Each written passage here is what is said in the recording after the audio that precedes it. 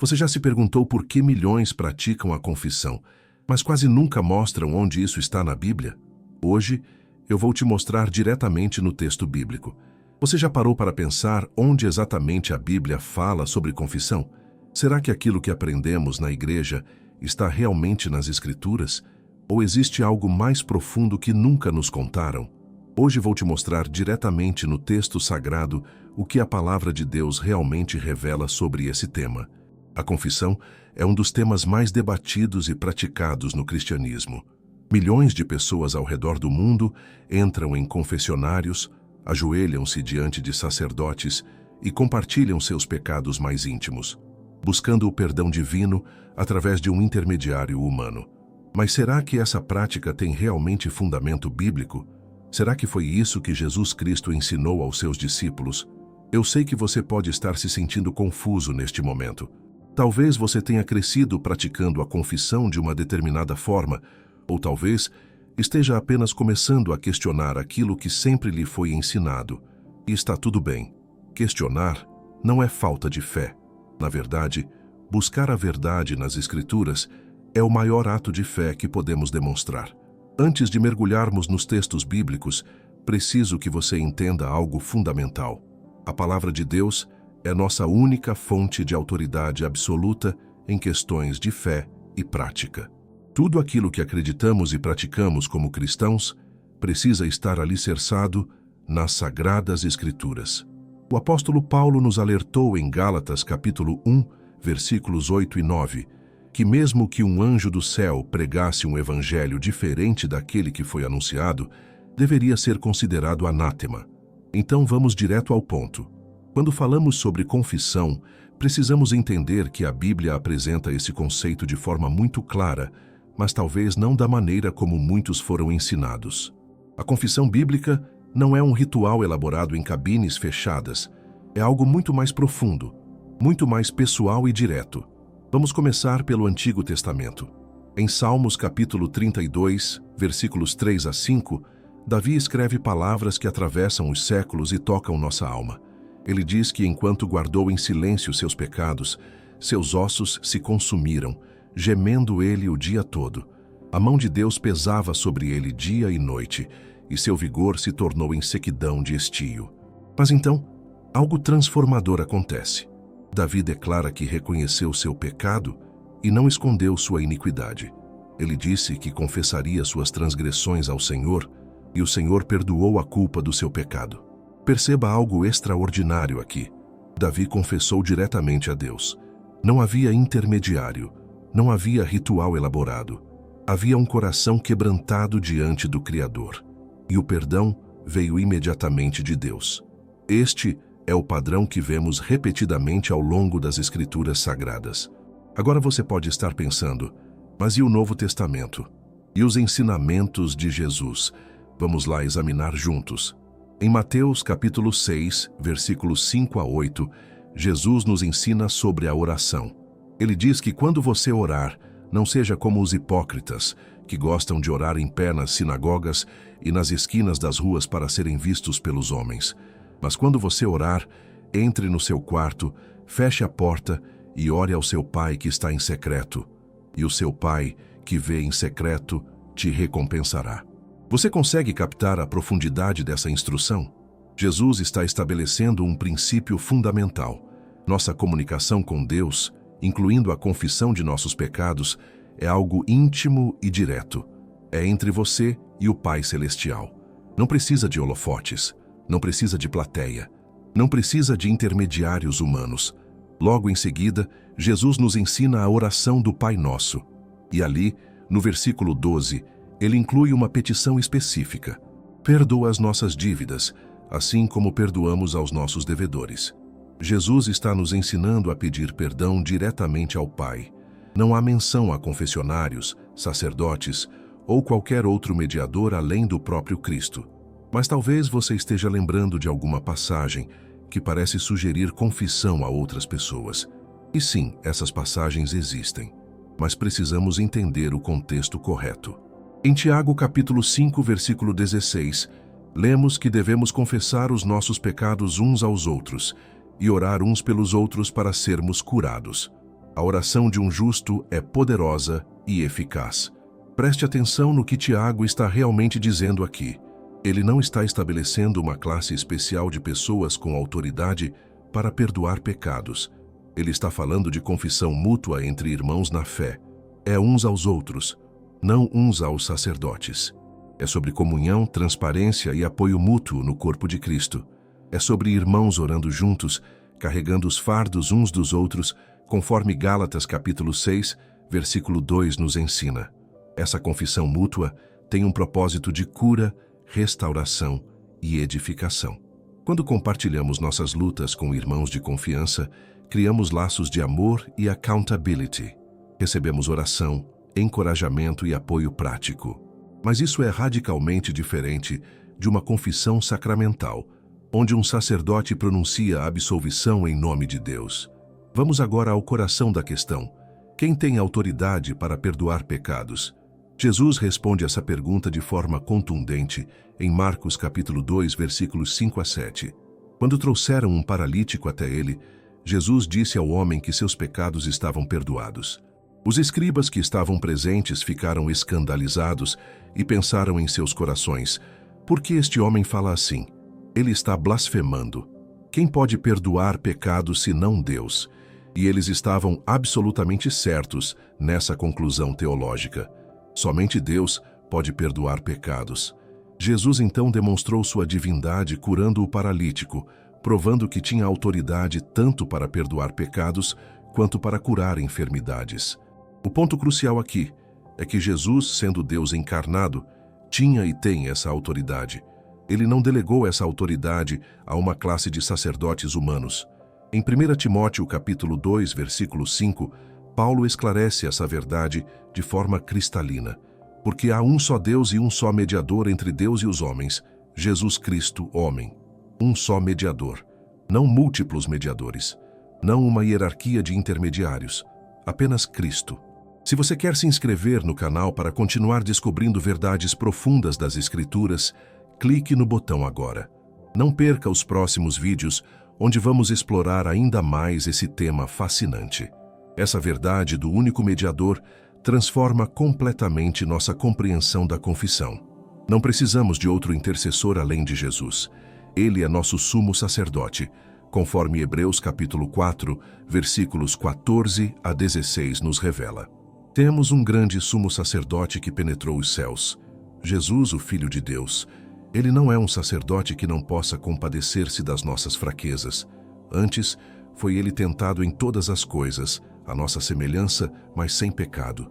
Portanto, podemos chegar com confiança ao trono da graça para recebermos misericórdia e acharmos graça, a fim de sermos ajudados em tempo oportuno. Você percebe a beleza e a simplicidade dessa verdade? Podemos ir diretamente ao trono da graça. Não precisamos agendar horário com um intermediário humano. Não precisamos passar por rituais elaborados. Jesus abriu o caminho. O véu do templo se rasgou de alto a baixo quando Cristo morreu na cruz, conforme Mateus capítulo 27, versículo 51 registra. Esse véu simbolizava a separação entre Deus e os homens. Seu rompimento significa que agora temos acesso direto ao Pai através de Jesus. Pense nisso. O sacrifício de Cristo foi suficiente, completo, perfeito. Hebreus capítulo 10, versículos 10 a 14, nos ensina que fomos santificados pela oferta do corpo de Jesus Cristo feita uma vez por todas.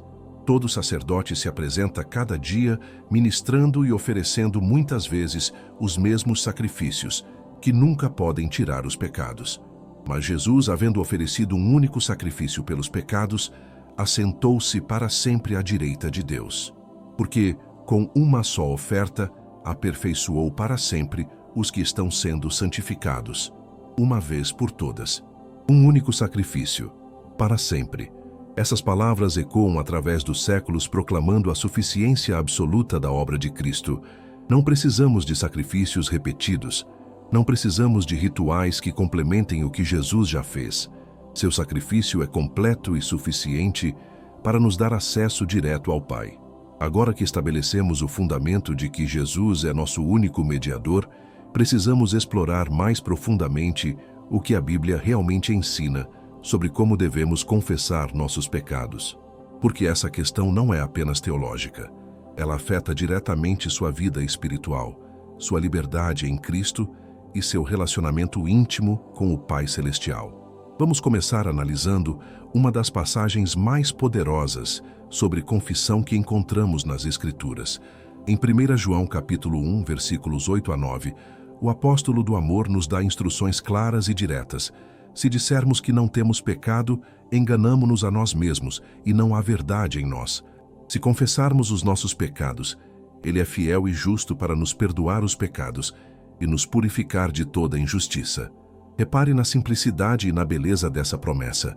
Se confessarmos nossos pecados, Ele é fiel e justo para perdoar. Quem é esse Ele? É Deus, não um sacerdote, não um líder religioso, não um intermediário humano. É o próprio Deus que perdoa quando confessamos a Ele. E mais do que isso, Ele não apenas perdoa, mas também purifica de toda injustiça. Essa é uma obra completa de restauração que acontece entre você e seu Criador.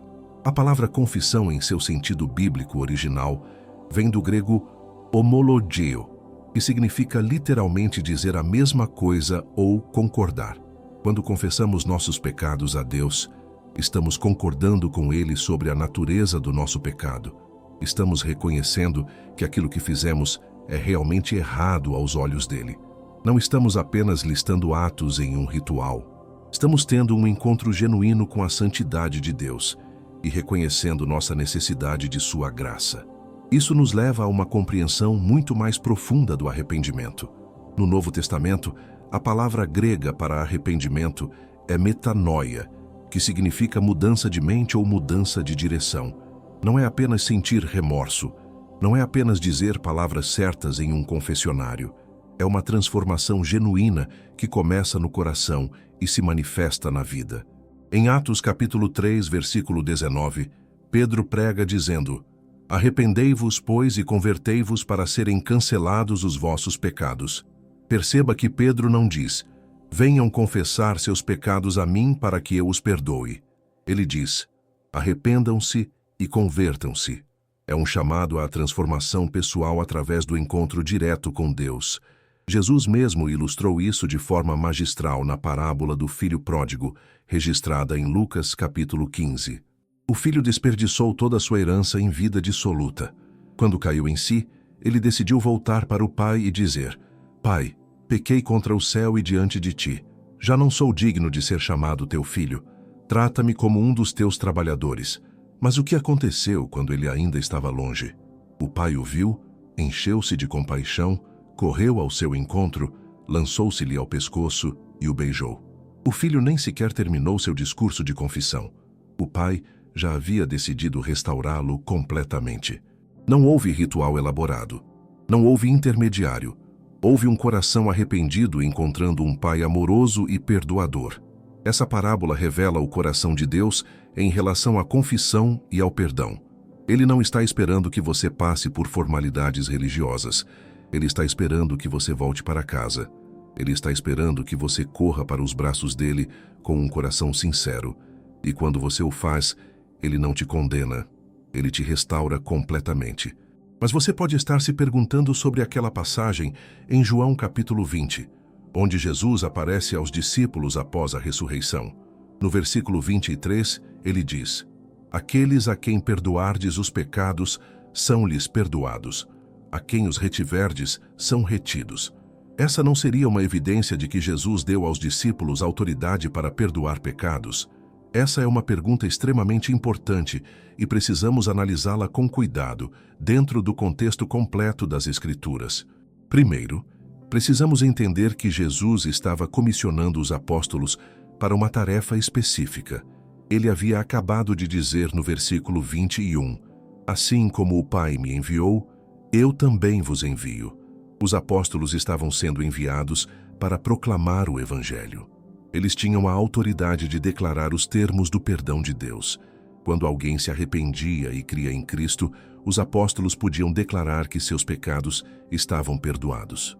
Quando alguém rejeitava o Evangelho, eles podiam declarar que os pecados dessa pessoa permaneciam sobre ela. Eles estavam proclamando as condições do perdão divino, não concedendo perdão por sua própria autoridade. Veja como Pedro exerceu essa autoridade em Atos capítulo 2, versículo 38. Quando as pessoas perguntaram o que deveriam fazer após ouvirem o Evangelho, Pedro respondeu: arrependei-vos, e cada um de vós seja batizado em nome de Jesus Cristo para a remissão dos vossos pecados, e recebereis o dom do Espírito Santo. Pedro estava declarando as condições divinas para o perdão. Ele não estava dizendo que tinha poder pessoal para perdoar os pecados daquelas pessoas. Paulo confirma esse entendimento em 2 Coríntios capítulo 5, versículos 18 a 20. Ele escreve que tudo provém de Deus, que nos reconciliou consigo mesmo por meio de Cristo e nos deu o ministério da reconciliação. Ou seja, Deus estava em Cristo reconciliando consigo o mundo, não imputando aos homens as suas transgressões, e nos confiou a palavra da reconciliação.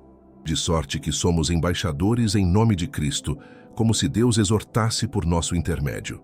Em nome de Cristo, pois, rogamos que vos reconcilieis com Deus.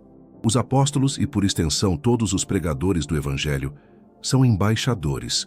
Um embaixador não fala por sua própria autoridade. Ele representa outro governo, outra autoridade. Quando um embaixador fala, ele está comunicando a mensagem do seu soberano. Da mesma forma, quando proclamamos o Evangelho e declaramos as condições do perdão de Deus, não estamos exercendo autoridade própria. Estamos comunicando a mensagem do Rei dos Reis. Existe uma diferença crucial entre declarar o perdão de Deus para aqueles que se arrependem e crer no Evangelho, e reivindicar a autoridade pessoal para perdoar pecados. Os apóstolos faziam o primeiro, nunca o segundo. Em nenhum lugar do livro de Atos vemos os apóstolos ouvindo confissões privadas e pronunciando absolvição. O que vemos é a pregação pública do Evangelho e o chamado ao arrependimento e fé em Cristo. Outro aspecto fundamental que precisamos entender é o papel do Espírito Santo na confissão e no arrependimento. Jesus prometeu em João capítulo 16, versículos 7 e 8, que quando o Consolador viesse, ele convenceria o mundo do pecado, da justiça e do juízo. É o Espírito Santo quem convence as pessoas do pecado. Não é tarefa de um sacerdote humano determinar quais são os pecados que precisam ser confessados.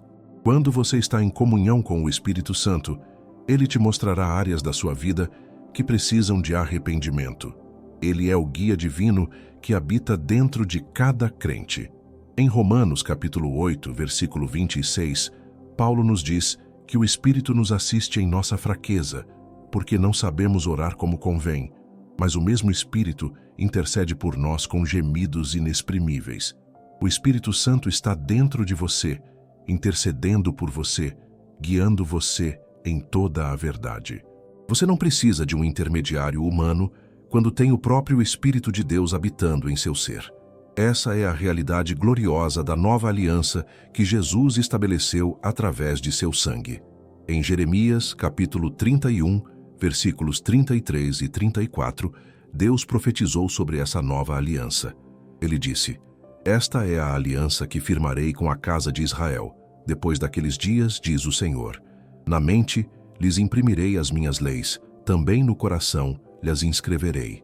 Eu serei o seu Deus, e eles serão o meu povo. Não ensinará jamais cada um ao seu próximo, nem cada um ao seu irmão, dizendo: Conhece ao Senhor, porque todos me conhecerão, desde o menor até ao maior deles, diz o Senhor. Pois perdoarei as suas iniquidades, e dos seus pecados jamais me lembrarei." Essa profecia se cumpriu em Cristo. Na nova aliança, cada crente tem acesso direto a Deus. Cada pessoa pode conhecer o Senhor pessoalmente. Não precisamos de uma classe sacerdotal especial para mediar nosso relacionamento com Deus. O perdão vem diretamente dele quando nos arrependemos e confessamos nossos pecados. Chegamos a um ponto crucial da nossa jornada pelas Escrituras. Você já entendeu que temos acesso direto a Deus através de Cristo, que não precisamos de intermediários humanos e que o Espírito Santo habita em cada crente. Mas agora precisamos explorar algo que pode transformar completamente sua experiência de confissão e arrependimento.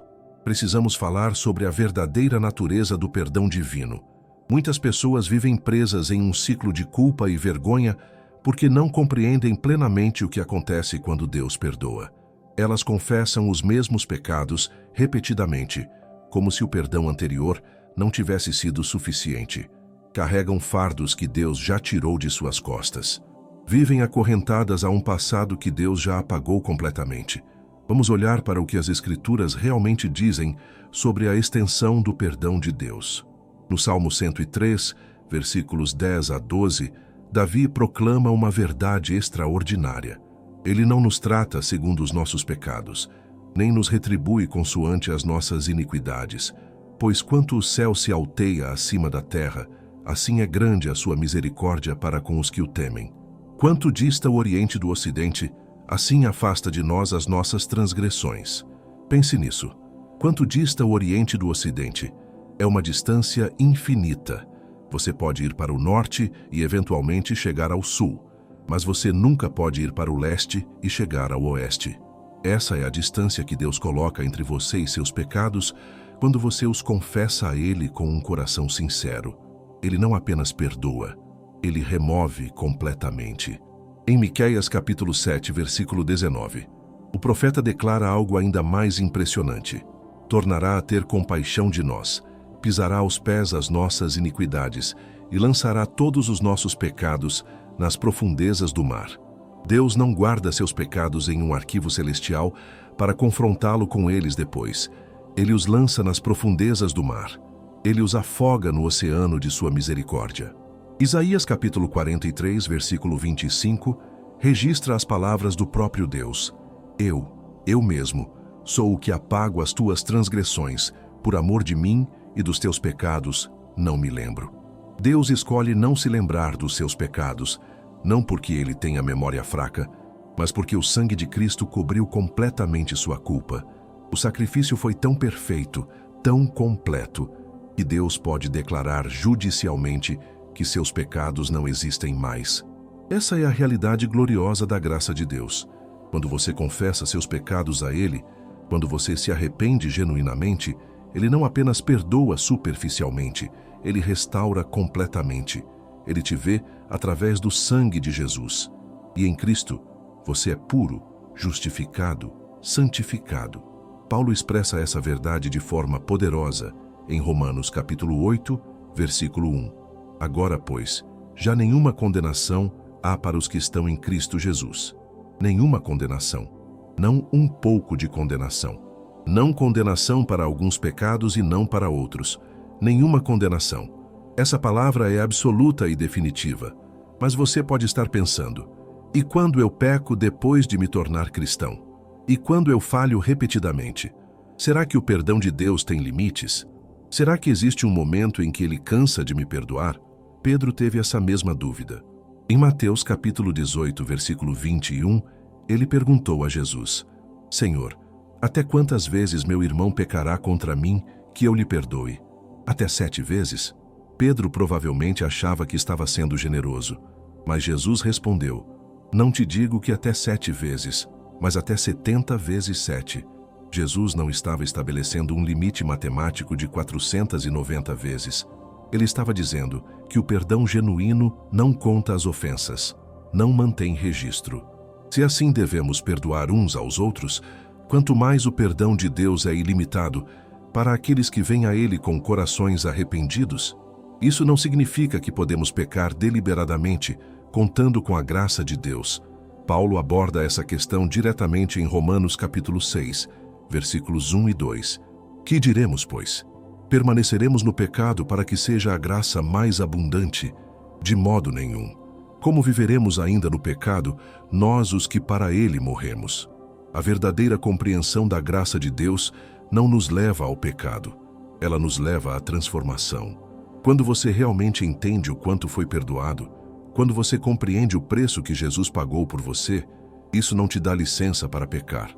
Isso te dá motivação para viver em santidade, não por obrigação religiosa, mas por amor e gratidão. A confissão genuína vem de um coração que foi tocado pelo amor de Deus. Em 1 João capítulo 4, versículo 19, lemos: Nós amamos porque Ele nos amou primeiro. Nosso arrependimento e nossa confissão não são tentativas de ganhar o amor de Deus. São respostas ao amor que Ele já demonstrou por nós na cruz. Agora vamos abordar algo que pode estar te incomodando. Se a confissão é direta a Deus, se não precisamos de intermediários humanos, isso significa que nunca devemos compartilhar nossas lutas com outras pessoas? Significa que devemos viver em isolamento espiritual? Absolutamente não. A Bíblia nos chama para a comunhão. Hebreus capítulo 10, versículo 24 nos instrui: consideremo-nos também uns aos outros, para nos estimularmos ao amor e às boas obras. O versículo seguinte diz para não deixarmos de congregar-nos, como é costume de alguns, antes façamos admonições, e tanto mais quanto vedes que o dia se aproxima. Precisamos uns dos outros. Precisamos de comunhão genuína. Precisamos de irmãos e irmãs na fé, com quem possamos ser transparentes, vulneráveis e autênticos. Mas isso é radicalmente diferente de uma confissão sacramental obrigatória a um sacerdote. Quando Tiago nos diz para confessar nossos pecados uns aos outros, ele está falando de relacionamentos mútuos de confiança dentro do corpo de Cristo. É sobre ter amigos espirituais, com quem você pode compartilhar suas lutas, receber oração, encontrar encorajamento e experimentar a graça de Deus através do amor prático de outros crentes. Provérbios capítulo 27, versículo 17, nos diz: como o ferro afia o ferro, assim o homem afia o seu companheiro. Precisamos desse afiamento mútuo. Precisamos de pessoas que nos desafiem, que orem conosco, que caminhem ao nosso lado nas dificuldades. Mas aqui está a diferença crucial. Quando você compartilha suas lutas com um irmão na fé, ele não está te concedendo perdão. Deus já fez isso quando você confessou a ele. Seu irmão está te oferecendo apoio, oração, encorajamento e accountability. Ele está te ajudando a crescer em santidade. Ele está sendo um instrumento do amor de Deus em sua vida. Gálatas capítulo 6, versículo 2 nos instrui: levai as cargas uns dos outros, e assim cumprireis a lei de Cristo. Carregar as cargas uns dos outros significa estar presente nas lutas, oferecer apoio prático, orar fervorosamente e lembrar uns aos outros das promessas de Deus. Não significa assumir o papel de mediador entre a pessoa e Deus. Vamos ser práticos agora. Como deve ser uma confissão genuína e bíblica? Primeiro, quando o Espírito Santo convence você de pecado, não ignore. Não endureça seu coração. Em Salmos 32, versículo 3, Davi descreve o que acontece quando ele guardou silêncio sobre seu pecado. Seus ossos se consumiram. Havia tormento interior. Segundo, vá diretamente a Deus em oração. Não espere um dia específico ou um lugar específico. 1 Tessalonicenses capítulo 5, versículo 17, nos diz para orar sem cessar. Sua comunicação com Deus deve ser constante, íntima e honesta. Terceiro, seja específico em sua confissão. Não faça confissões genéricas e vagas. Deus conhece os detalhes, mas o ato de nomear especificamente seus pecados é parte do processo de quebrantamento e arrependimento. É concordar com Deus sobre a natureza específica do seu erro. Quarto, creia no perdão de Deus. Não duvide. Não continue carregando culpa. Em 1 João capítulo 1, versículo 9, temos uma promessa condicional. Se confessarmos, Ele é fiel e justo para perdoar. Se você confessou, você foi perdoado. Não porque você mereceu, mas porque Deus é fiel à sua palavra. Quinto, afaste-se do pecado. O verdadeiro arrependimento produz mudança. Não é apenas sentir remorso, é mudar de direção. Em Atos capítulo 26, versículo 20, Paulo descreve sua pregação dizendo que anunciava que se arrependessem e se convertessem a Deus, praticando obras dignas de arrependimento. Sexto, busque comunhão com outros crentes. Compartilhe suas lutas com irmãos de confiança quando apropriado. Peça oração. Permita que outros te encorajem e te mantenham responsável. Mas lembre-se sempre de que o perdão já veio de Deus, não do seu irmão. Sétimo, perdoe a si mesmo. Muitas pessoas conseguem crer que Deus as perdoou, mas não conseguem perdoar a si mesmas. Se Deus perdoou e esqueceu, quem é você para continuar se condenando? Aceite a graça. Viva na liberdade que Cristo conquistou para você. Precisamos agora enfrentar algumas objeções e perguntas que podem estar surgindo em sua mente. Porque eu sei que esse ensinamento pode parecer diferente daquilo que você aprendeu durante anos, talvez durante toda a sua vida. E é natural ter dúvidas. É natural querer examinar mais profundamente as Escrituras para ter certeza de que estamos no caminho certo. Uma das objeções mais comuns é baseada em Mateus capítulo 16, versículo 19, onde Jesus diz a Pedro: "Dar-te-ei as chaves do reino dos céus.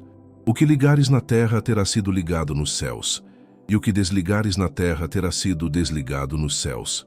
Muitos interpretam essa passagem como dando a Pedro autoridade especial para perdoar ou reter pecados.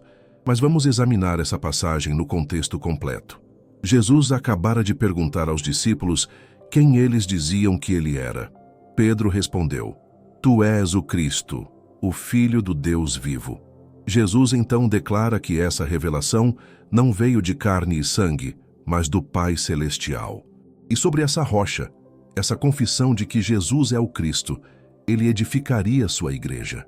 As chaves do reino representam a autoridade de proclamar o Evangelho. Pedro usou essas chaves no dia de Pentecostes, quando pregou, e 3.000 almas foram acrescentadas à igreja. Ele usou essas chaves novamente quando foi à casa de Cornélio, e o Evangelho foi aberto aos gentios. Pedro estava abrindo as portas do reino através da proclamação da mensagem de Cristo. E observe algo crucial. Em Mateus capítulo 18, versículo 18, Jesus estende essa mesma autoridade de ligar e desligar a todos os discípulos, não apenas a Pedro.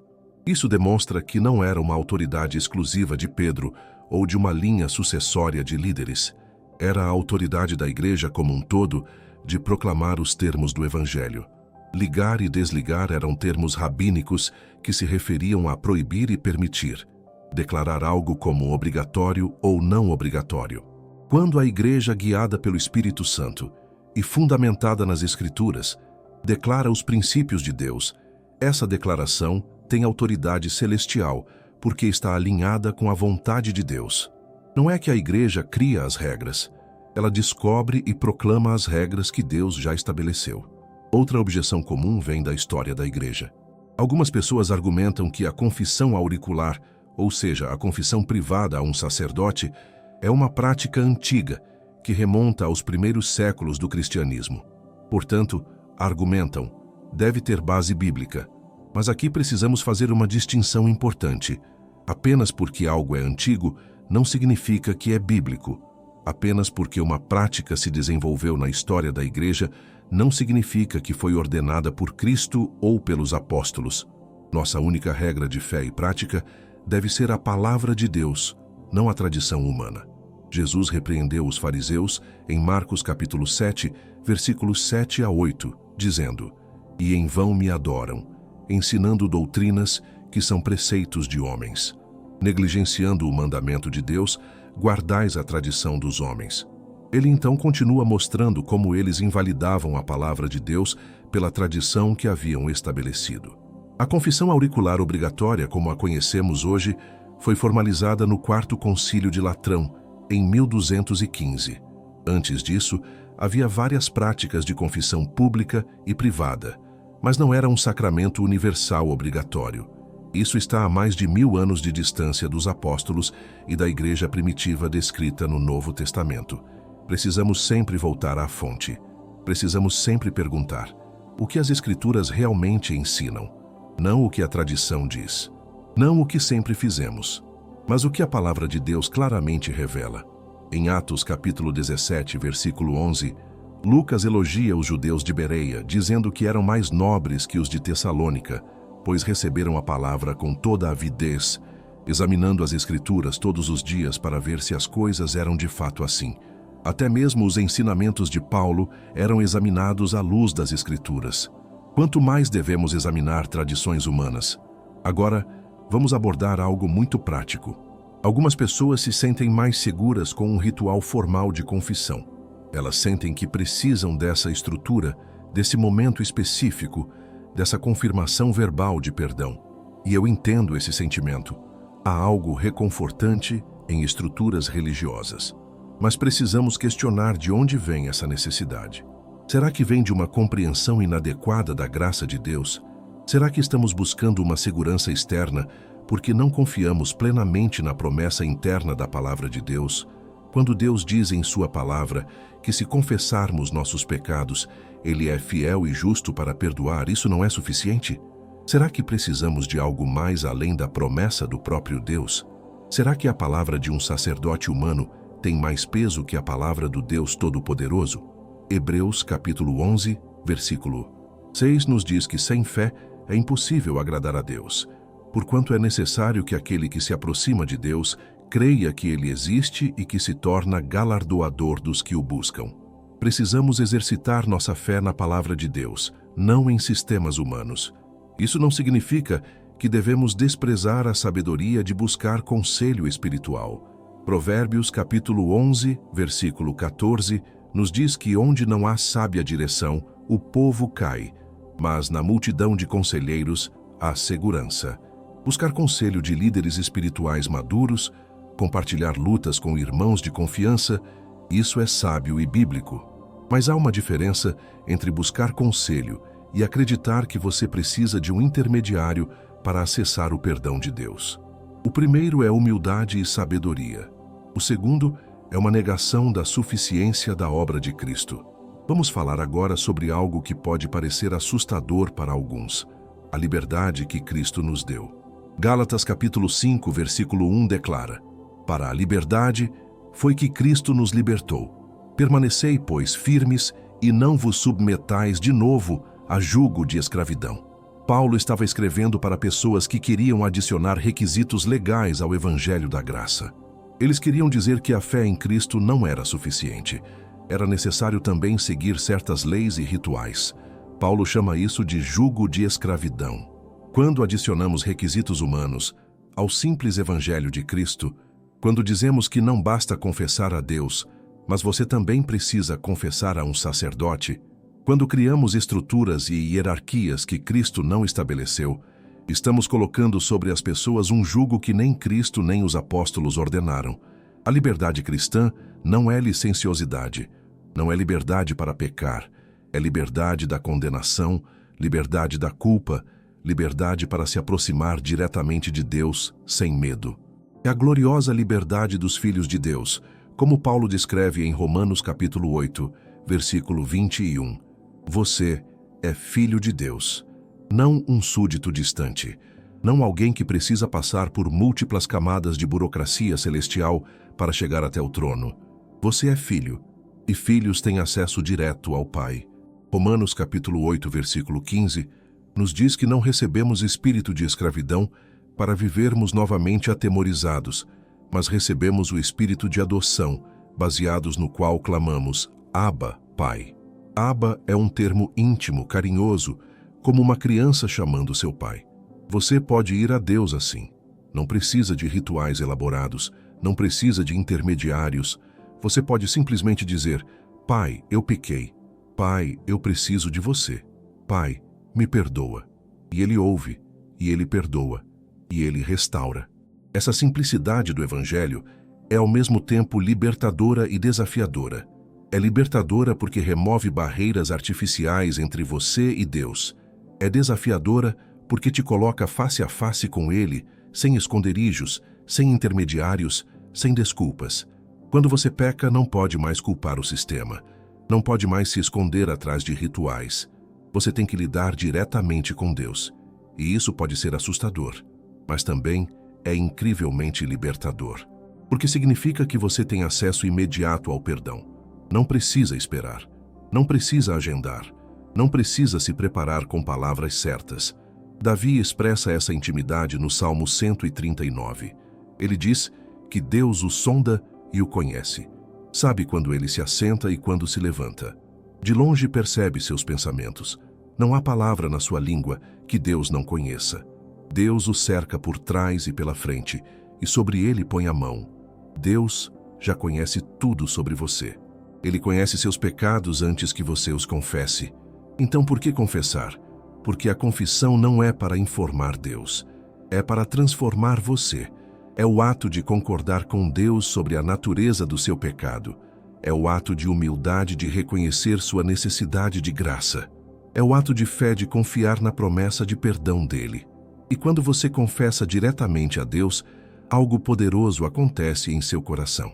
Você não está apenas seguindo um ritual. Você está tendo um encontro real com o Deus vivo.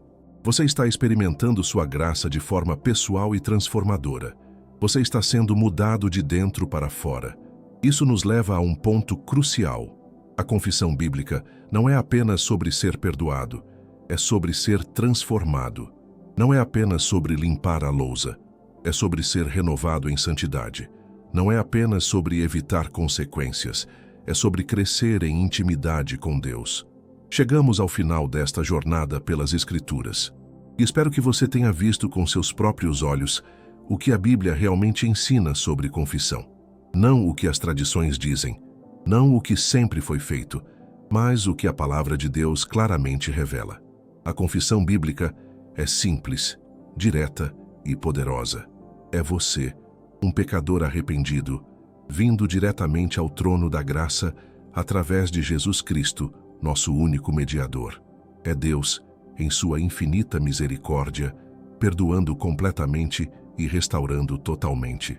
É o Espírito Santo trabalhando em seu coração, convencendo, transformando e santificando. Você não precisa de rituais elaborados. Você não precisa de intermediários humanos.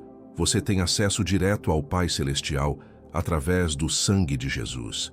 Essa é a gloriosa verdade do Evangelho que as Escrituras proclamam do início ao fim. Que o Senhor te abençoe em sua caminhada de fé. Que você experimente a liberdade que Cristo conquistou para você. Que você viva na certeza do perdão completo e na alegria da comunhão direta com Deus.